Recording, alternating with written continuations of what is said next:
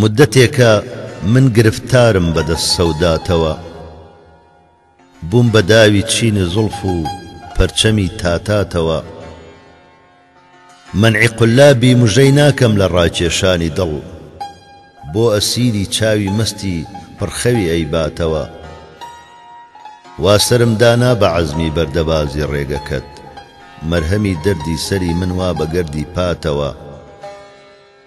گەردەپرسی حاڵی پەروانەی دڵم دوور بێ لە ڕوود، وا لە سۆزشدا لە سایی شەوچرای گۆناتەوە.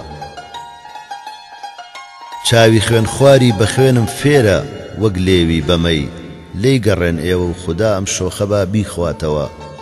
شاهی چاوت مڵکی سەبر و تاقەتی بردم بە زۆر، مەسحەفی ڕووی تۆ بە گشت یاچێ ئەگەر نەمداتەوە.